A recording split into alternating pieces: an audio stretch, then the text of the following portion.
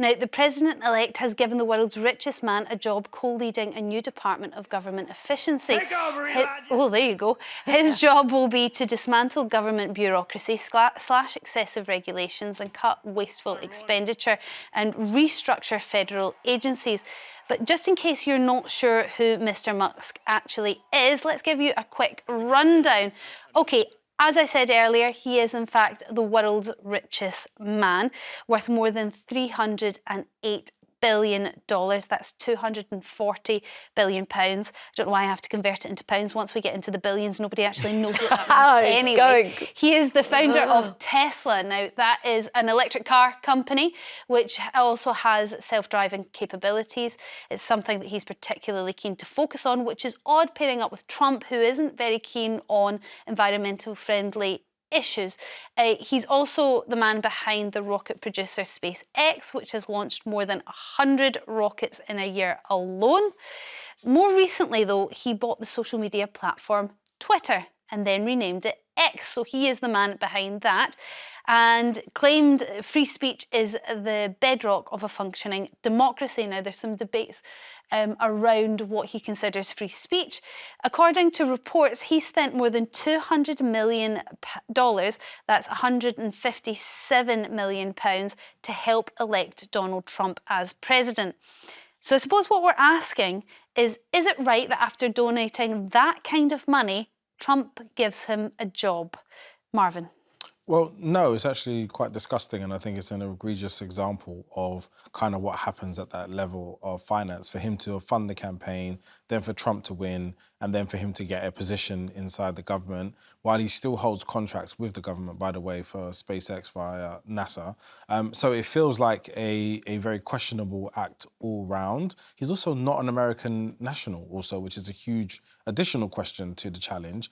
Also, it wasn't he's been naturalized now. Yeah, but he was in fact an undocumented immigrant, I believe. At some point. At some point. And that's obviously something that Trump campaigns against. He also voted for Biden and Hillary Clinton in the last two elections previous to that. So I think it's a very opportunist approach. There is no legacy to his relationship with Donald Trump, and it feels like a big opportunity that will, I'm sure, increase his value and power in the world. I think it's completely wrong, but very American at the same time. Opportunistic's an interesting word, because who is being opportunistic here? Is it Elon Musk or is it Trump? Oh, well, it could be both, but he's a genius. Why wouldn't Trump want him in his camp? Of course he would. Look at the amount of money. He's actually gone up his Teslas by, I think he's got an extra 70 billion since Trump has won the president. And why can't he, Marvyn, change his mind on who he voted for? Biden let him down, and he didn't want to vote Democrat, so he used to be more liberal. There's no legacy to this relationship other than this particular context right now, which they're making. He's allowed to change his mind. Which financially benefits him quite excessively. And I can understand every reason why Trump would want this man, because, as I said, he's a genius. Look at his business, what he's done, what he's created. Trump is very critical of anything that's considered environmentally friendly, and in fact, he's taken away a lot of the benefits that have been given to electric car companies for manufacturing these sorts of cars. So you do sit and think, what is Elon getting out of this? But I believe, actually, if you look at how sort of markets work, that because they are a market leader, Tesla, when it comes to electric cars, they're not that bothered if they're not getting as many benefits. It affects the smaller companies much more. So actually, in a way, it kind of does Elon a favour. OK, we're going to go to the calls straight away and ask Lewis in London, what's your view when it comes to Elon Musk and his new role?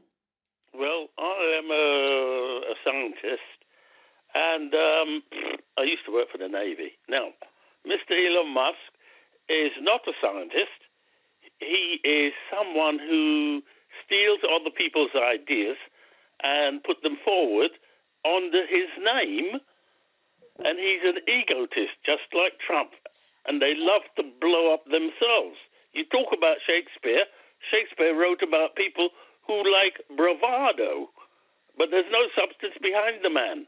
OK, Lewis, I mean, you made a lot of accusations there. First of all, does he steal ideas or does he take ideas and put money behind them and see them come to fruition? Look, in my electrical studies, I came across a chap called Tesla.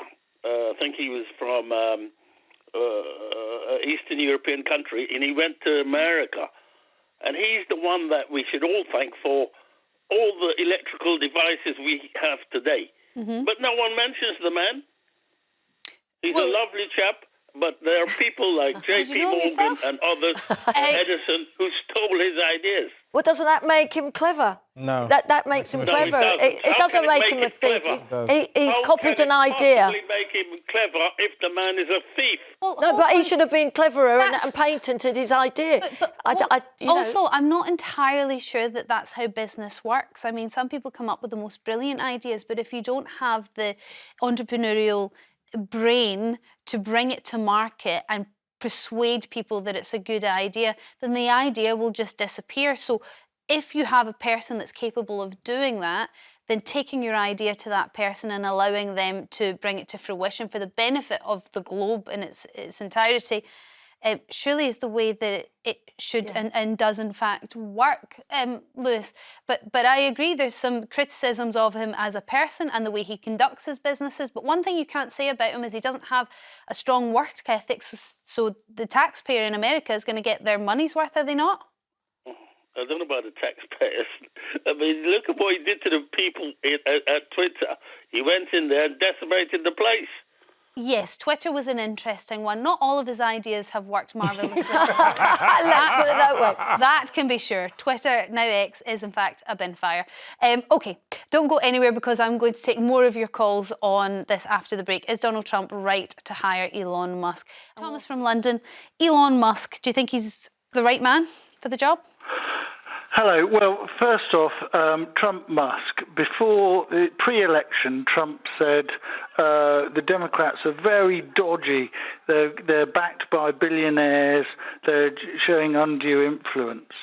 And then Musk immediately dips in, does his funny lottery to get people to sign up to things which are pro-Trump, and also deploys X with all the funny conspiracy theories about people eating dogs and cats.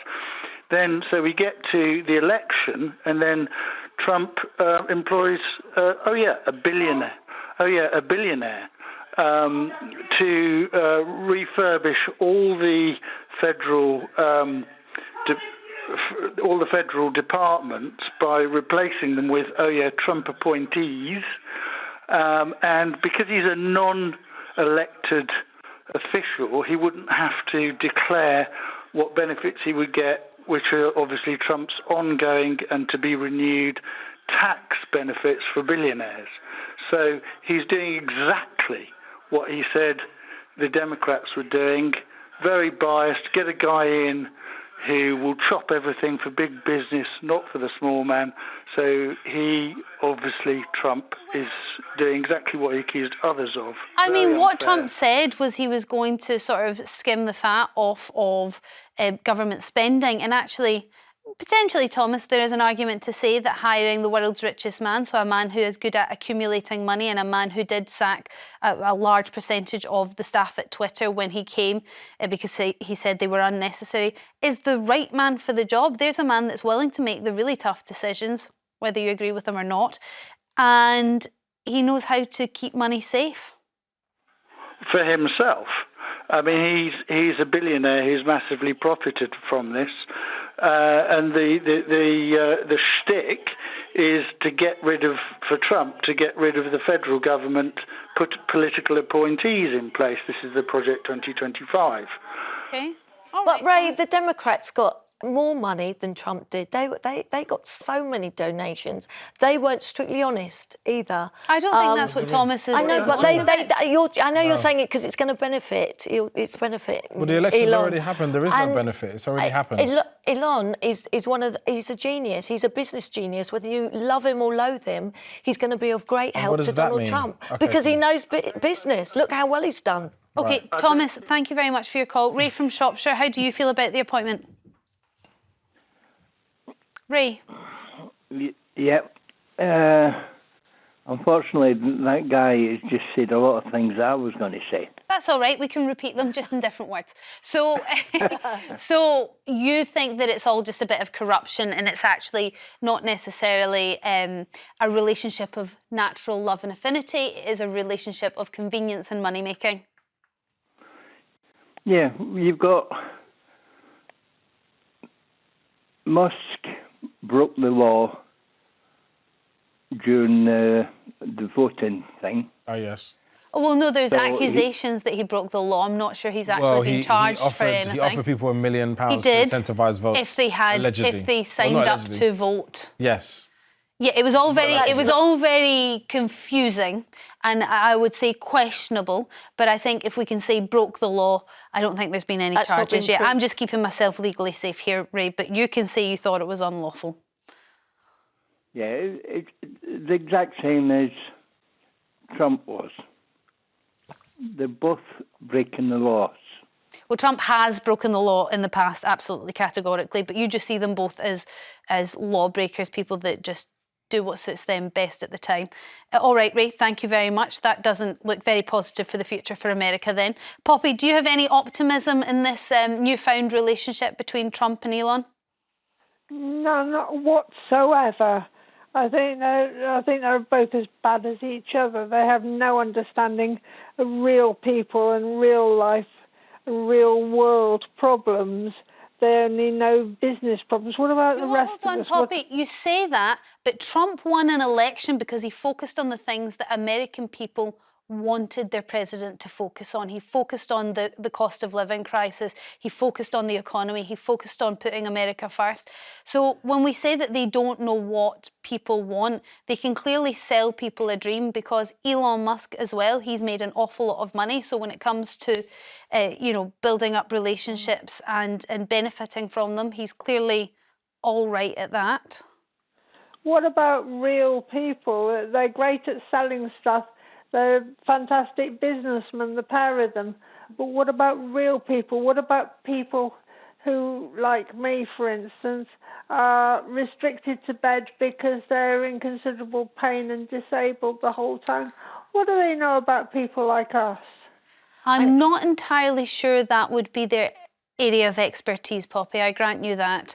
But do they need to be, Marvyn? Well, they should be better at it. They should be better at delivering some sort of policies. I think a large part of when you investigate their policies on their own websites, you start to see where all the gaps are. So yes, selling is one part of getting elected, but delivering is the other part. And I think we'll find again in 4 years' time that they haven't delivered, and ultimately we'll be at a place of a crossroads. 75 million Or they're voted both for maybe him. in jail, More than hopefully. half of America voted for him. I'm going to have to wrap it up there. Poppy, thank you very much for your call. Thanks for all your calls on that.